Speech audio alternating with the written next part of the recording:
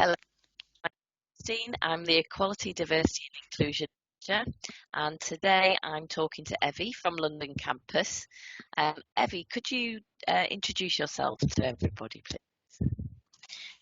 Hi, Justine. Hi, everyone. My name is Liatiri, and I am the Student Administration Manager for Records Management down here in London.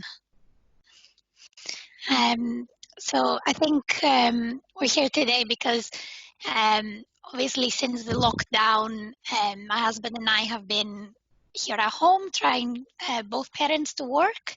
Our daughters are seven and a half, Anastasia, and Mariana, the little one, is turning 5 at the end of this month.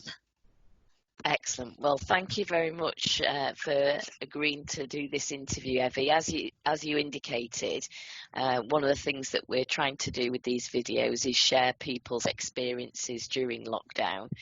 And I'm sure that there are many members of staff out there who are in your situation, who are trying to work and also keep children entertained and educated. So it would be great if you could sort of share your experiences and how you're managing to keep all the balls in the air at the same time.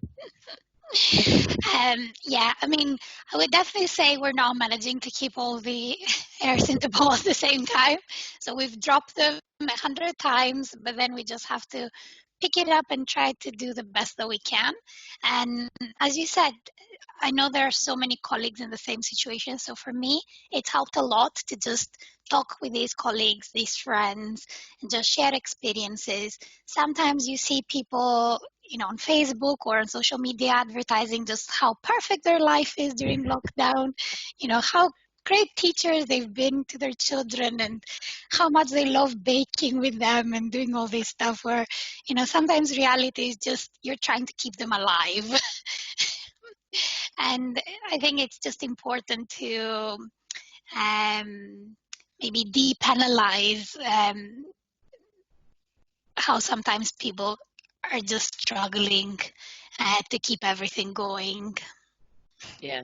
So what might be good is if you could sort of share what life was like a little bit before, how you managed things whilst you were in what was normal times. Yeah. And how you've then had to adapt whilst you've been, you said your husband works as well, so both of you are working and then 2 young children.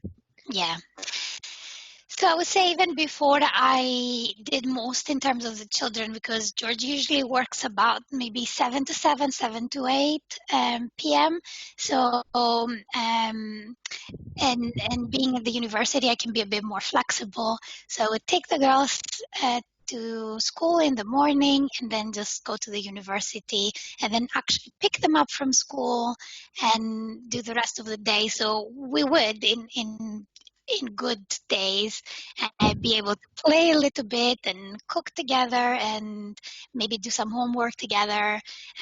But most of the work for the university would have been done at work. So I could just devote my time to them when I was at home. Whereas now everything has just merged into one. So at first the school was saying, it's okay. We don't want you to try to homeschool your children. We understand. Just have fun with them and enjoy the special time together. And then they changed a little bit and they said, well, this is taking too long. So could you please just do all this stuff with them and make sure they're not, sitting idle at home and, they have to progress, I guess, a little bit on their academics as well. So now, again, just looking on the internet, we found these amazing routines and these schedules. The school actually shared the schedule, and it's just an amazing schedule of how we wake up in the morning and then we do PE with Joe Wicks at 9 o'clock. And then at 10 o'clock, it's academic time and you start with literacy for an hour. And then at 11 o'clock, you do maths. And at noon, you just all sit down as a family and have lunch together. And I was just reading this and I wasn't actually crying because, that this is impossible if you have two working parents. But still, you feel guilty to not be able to follow what is the most important thing in your life, really, which is your children. So you feel guilty to not be able to do the best that you can for them. But So it is what it is. So what's the reality like then, Evie? You said this beautiful timetable yeah. that starts at 9 with Joe. What's the reality been like for you? Yeah. I mean, we wake up in the morning. Usually the parents wake up first to try to get some stuff done for work before the girls wake up. We try to have breakfast ready. And then depending on meetings, we have this tray with snacks and water. And then we take the tray around in different rooms of the house so the other parent can just sit quiet and have their meeting. And then we kind of swap. And then together with a tray of snacks, we carry a tray of a packet of homework, which the girls just see and usually go, no more homework. Are the snacks bribes? Is that what it is? I mean, it's, to keep their blood sugar so they don't collapse. It's just basically on good days, they're happy, they're doing their own things, they're playing. We manage to just squeeze in a bit of homework.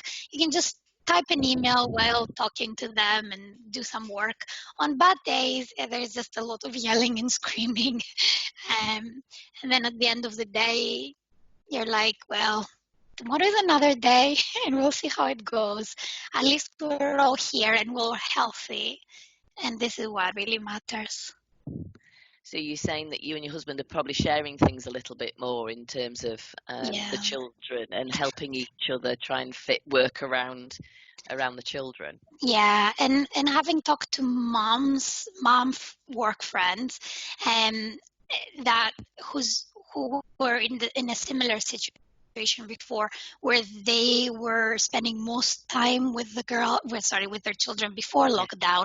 I found out that actually it had a positive impact on their experience and on the relationship of the parent who had been working longest hours, because the children now are getting used to having both parents equally at home. So actually, I think in our case, this has been good. It doesn't mean that it's not easy. And then obviously, if my husband was busier before, he's still actually busier at work at times, at least.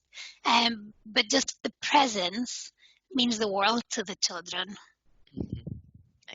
You say that if you look on social media, you're often seeing this picture of perfection being painted by some people. So what advice would you give to people that are in your position? What would you say? I think just trust your instincts. Don't be harsh on yourself. We don't have to, celebrate every single achievement. But on the other hand, we just need to be kind to ourselves and don't expect too much of our children. And also just talk to people, just talk to your colleagues, talk to your friends. Ask them what the reality is, because you can see all these things posted, but then if you actually talk to people, I think most of them will confirm that it's just madness. Brilliant, Evie. Is there anything else that you wanted to share? Maybe what you're looking forward to in terms of getting back to normality? My husband was saying yesterday, when the lockdown is over, we should have a barbecue with, other people. And I was saying, do you mean like strangers? Are we inviting the whole neighborhood? He's like, no, I just mean our friends, but maybe that's a good idea. I think I'm really looking forward to just seeing everybody again, seeing my work friends, hanging out with them, and just be together again when it's safe. So for as long as it's not, just I would say everyone keep safe, keep well, keep sane, and it's gonna be okay. Brilliant. Evie, that's fantastic. Thank you very much for speaking to everybody today. Thank you, Justine.